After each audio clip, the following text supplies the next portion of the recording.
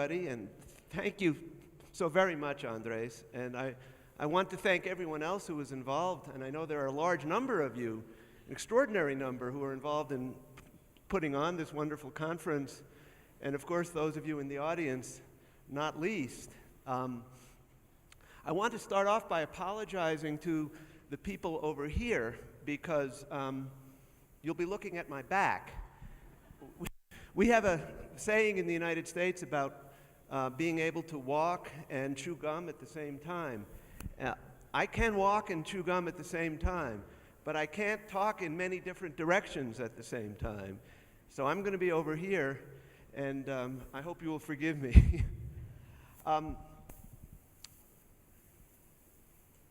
I was actually very much impressed with one of the titles of this talk, of this conference, namely, "Don't Believe Everything You Think."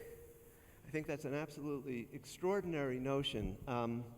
I would go on, though, and say, because I have actually far more confidence in thinking than I do in believing. Indeed, I am not one of those who believes in belief. I do believe in thinking. And I would suggest a slight change in that to say, think hard about those things that you take for granted. And one of those things that I'm going to talk about particularly now has to do with violence, with the causes of violence. And actually, more specifically, I'm really going to talk about one particularly important cause of violence. It's not the only cause. I think violence is an extraordinarily important and horrible phenomenon, I think we'd all agree. And it's caused multifactorially. It's certainly caused by many different things. But there's one particular source of violence, both in animals, interestingly, and in humans, that I think really has not received the attention that it deserves. But I believe that finally we are in a position to understand it and to give it that attention. Before I describe what that is, let me give you some examples of it and tell me or see if you can recognize the commonality, the common factor here. We have horses at home. One time not too long ago, my wife's mare kicked my rather easygoing gelding, who immediately bit the pony. Here's another example. During the Middle Ages, now we're talking about humans, when the Great Plague would arrive in a particular community in Europe, almost inevitably there would be a dramatic series of attacks against the Jewish population in that town if there were Jews there, even though the Jews, in fact, had nothing to do with the causes of the plague. Let me give you another example, much more recent. Just 2 days ago, when my wife and I arrived in Mexico City, we were waiting at the airport, and just in front of us there was a family who was very distraught because their luggage, apparently, had not arrived in Mexico City, but had gone on to San Jose, Costa Rica, and they were quite angry and annoyed and trying to figure out what were they going to do about it. And they were arguing with the people at the airport, and at the same time, a young girl kept pulling at her father's pants and said, "Daddy, Daddy, can I have a chocolate bar?" And he didn't answer. He was really worried and upset and angry and said, "Daddy, Daddy, can I have a chocolate bar?" And when she said it the third time, he turned on her, and he was really angry. He said, "No, no, no!" And she was upset, the little girl. He was upset. His wife turned to him and said, "Honey, what are you doing? It's not her fault." He said, "Oh, yeah, I'm sorry. I know, it really wasn't." Well, what we're talking about here is a phenomenon that biologists and psychologists call redirected aggression. Basically, individual A attacks B, or B gets hurt in some other way, and then B often responds by attacking C, even though C may be a completely innocent party.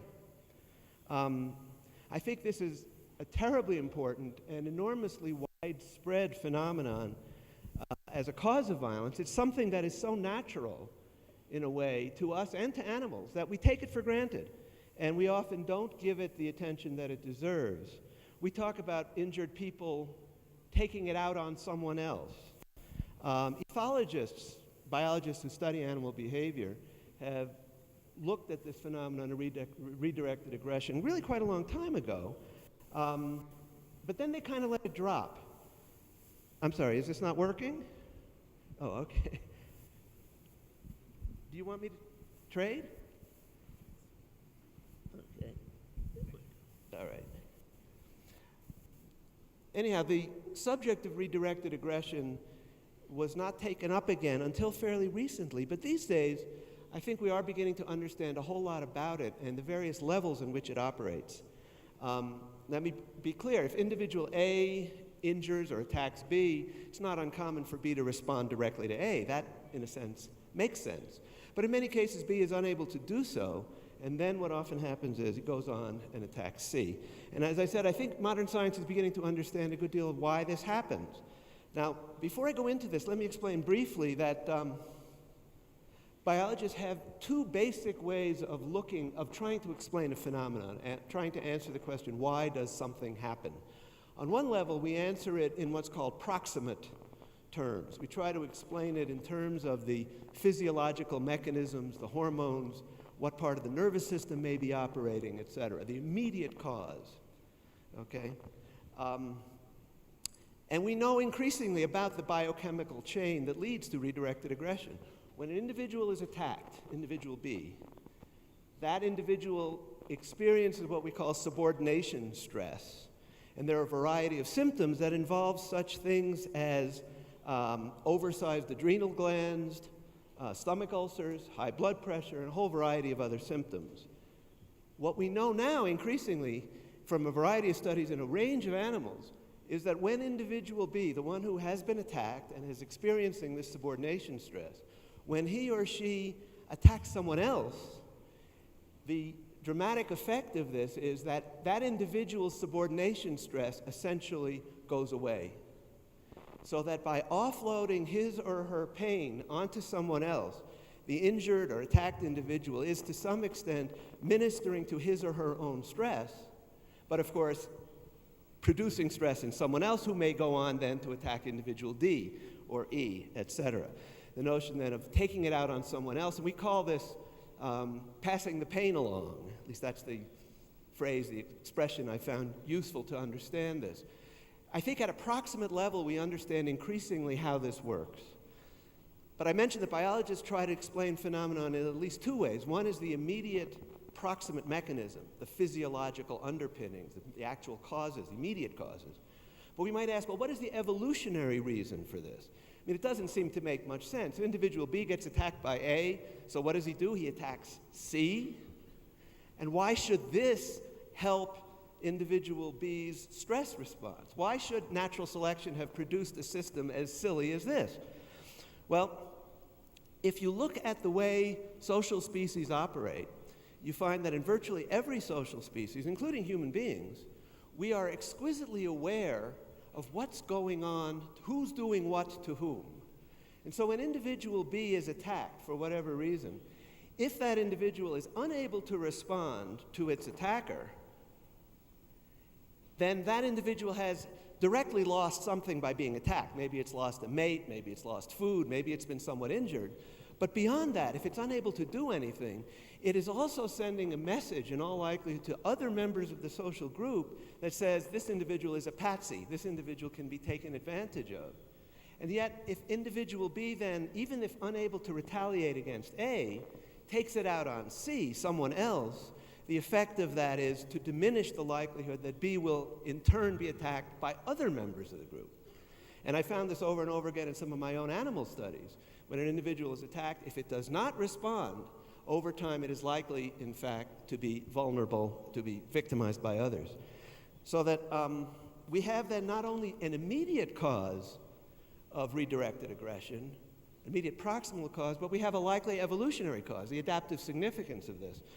Now let me add, this does not mean that redirected aggression is a good thing.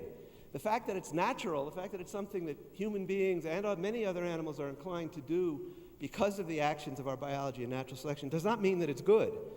Indeed, quite the opposite. I would argue, and I'm quite prepared to argue rather strenuously, that just because something is natural does not mean that it's good. Lots of things that are natural are good. Natural foods, natural environments. But what about typhoid? What about AIDS? What about tsunamis? The fact that something is natural does not mean it's good. It means it's something that's there and that we had better understand. Now let me give you a few examples of redirected aggression, which I think is very, very bad. I think it's very, very natural, but I also think it's very, very bad, as well as very underappreciated. Let me give you a quick example or two. One of them happened here in Mexico, actually. 150 years ago, one day in 1858, a squadron of Mexican cavalry ambushed a group of Apaches in peacetime while the men were away hunting, and all of the women and old people and children were slaughtered. A year later, a large group of Apaches caught up with a detachment of Mexican soldiers who were not the same ones who had attacked their group a year previously. And a young man named Geronimo was given command. Why him? Why was Geronimo chosen? Well, because his mother, his father, his wife, and 3 young children had all been slaughtered the year before. And here are Geronimo's own words taken from his autobiography. "I was no chief and never had been, but because I had been more deeply wronged than others, this honor was conferred upon me. In all the battle, I thought of my murdered mother, my wife, my babies, of my father's grave, still covered with the blood of my enemies, still holding my conquering weapon, still hot with the joy of battle and victory. I was surrounded by the Apache braves and made war chief of all the Apaches. I could not call back my loved ones. I could not bring back the dead Apaches. I could not even punish," and this is interesting, "I could not even punish the soldiers who were responsible, but I could rejoice in what we were doing." This process occurs over and over again, I would argue, not just on the individual level, but at the group level. More recently, in Bosnia, here's an account written by the journalist Lawrence Weschler, who had gone to the Bosnian town of Banja Luka, which had been subject to ethnic cleansing, the murder and the dislocation of large numbers of Bosnian Muslims by Serbs. And this is Weschler's account, quote, "As I was standing alongside the rubble-strewn parking lot on the site of what had until recently been one of the most splendid ancient mosques west of Istanbul, I asked a passing Serb student by what justification this and all the town's other mosques had been leveled. Quote, because of what the Ustasha did to us during the Second World War. They levied our Orthodox churches, he responded, without the slightest hesitation. Now let me clarify. The Ustasha were Croats. They were Catholic Croats. The Serbs in question were Orthodox. They were responding, at least they claimed, to these outrages by Catholic Croats by destroying Bosnian Muslim mosques, and felt altogether justified and better doing so. Let me give you one other example in terms of modern-day politics, namely the U.S. invasion of Iraq. There's a little ditty that made its way around the internet in the United States, and I don't know if you have a comparable song here in Mexico. I'm sorry, should I talk? I'm sorry. I don't know if there was a little ditty that made its way around the internet just prior to the U.S. invasion of Iraq. It goes to the tune of, if you're happy and you know it, clap your hands, which is a song in the United States. I don't know if you have an equivalent here, but so the translation may not work terribly well, but the way it worked in English is, if you cannot find Osama, bomb Iraq. If the markets hurt your mama, bomb Iraq. If they've repossessed your Audi and the terrorists are Saudi and you're feeling kind of rowdy, bomb Iraq. The point I'm trying to make is there are any number of reasons why the United States invaded Iraq, all of them, to my mind, inadequate and altogether unjustifiable and wrong. However, in one respect, I think the Bush administration was absolutely brilliant, psychologically and even biologically brilliant, recognizing that in the immediate aftermath of having been attacked in 9/11, the American people desperately needed someone to attack in turn. And that's why immediately at the time of the Iraq War, there was enormous support, in fact, for that war. Over time, that support has thankfully and justifiably waned. But the recognition on the part of the Bush administration of this deep need on the part of people showed a degree of psychological sophistication that they have not shown in any other context that I'm aware of. There are lots more examples of redirected aggression, I think, and that we need to look at and try to understand and try to overcome. The whole phenomenon of scapegoating. If you go back to the Old Testament, the notion of scapegoat comes from Leviticus, where the high priest would place his hand on the head of a goat, and the sins of the community were then transferred to the goat, who was then driven out of the community, who died as a result, and everyone else felt better. Okay, scapegoating has happened over and over. Within the United States, a fascinating study by some social psychologists showed that they could predict the rate of lynchings in the American South, the rate of lynching of African Americans in the South between 1890 and 1930, if they simply knew the wholesale price of cotton in the North. The correlation went, when the price of cotton went up, the frequency of lynching went down. When the price of cotton went down, the frequency of lynchings went up. What happened here is the economy of the South very much tied, of course, to cotton. When the price of cotton was high, times were good, people weren't angry, they weren't upset, and so there was very little scapegoating, very little lynching that went on. When the price of cotton went down, people were hurting, and they looked for victims, they looked for ways to pass along their pain to someone else, even though, of course, someone else had no direct causative relation to what had happened. They were simply innocent victims. And I think we need to look at the extent to which we victimize people who are innocent based upon our own pain, because I fear that it happens over and over again. It's not simply an animal thing, although it is an animal thing. It's also an all-too-human thing. I have looked through numerous examples of redirected aggression. Once you start to open your eyes to it, you see it everywhere. In literature, for instance, all the great characters in literature, Richard II, the great evil characters, Iago, Richard II, Edmund and King Lear, all these people who are really, really bad, really evil, in order for them to seem real to the reader, they have to have suffered some degree of pain. And then their evilness makes sense. Then the fact that they are doing harm to others is something at some level we can all understand. And I think this is something at some level we all do need to understand. One has to ask, what can we do about this? It's natural. That doesn't mean that it's inevitable.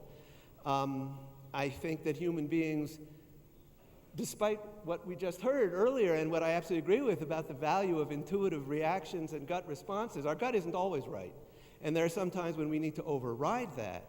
It's interesting, if you look at the great religious and ethical traditions of the world, we find that they have struggled quite a bit with this problem of redirected aggression. And I speak as one who is a lifetime atheist and who in fact believes quite strongly that religion has done far more harm than good in this world. But I give religion credit in some respects, and one of them is they have struggled, many religions have struggled to try to help people redirect their redirected aggression. In Buddhism, for instance, which is founded on the concept that pain is inevitable, there is a deep recognition, in fact, that pain is inevitable. The first of the Four Noble Truths is that pain is, and then we're urged to try to figure out what to do about it.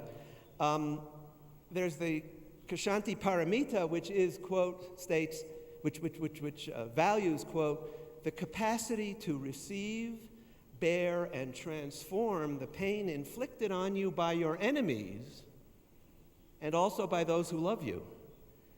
So by your enemies. So you have to, according to this notion, transform the pain, receive that pain because you can't help it, but to transform it, not pass it on to others. This need for enemies that I believe is very deep within us is also reflected in the need we often have to reflect, to redirect our aggression towards someone else. But it's also interesting to me that in Buddhism, that Paramita says, also the pain inflicted on you by those who love you. And part of this is a recognition there's no way to avoid pain, even by those who love you, even if they don't mean it. If nothing else, the older generation is going to die, and that will inflict pain on you. There's no way that any one of us can avoid pain. So a key question then is, what are we going to do about it? Are we going to follow our guts, if you will, follow to some extent our biological inclinations, and simply pass that pain along to other innocent victims, which in turn, of course, will produce yet more victims? I don't have a direct, simple answer other than, in particular, making use of that large brains that we all have. In addition, I would add what I call the Maxim of minimizing pain, which is a kind of 11th commandment that I would like to leave with you all. It goes essentially as follows. Given that pain in one form or another, and here I mean physical or emotional, is unavoidable in the lives of each of us, then one should always ask oneself whether a contemplated course of action will increase or decrease the world's burden of pain, and always choose that which will decrease it. Thank you very much.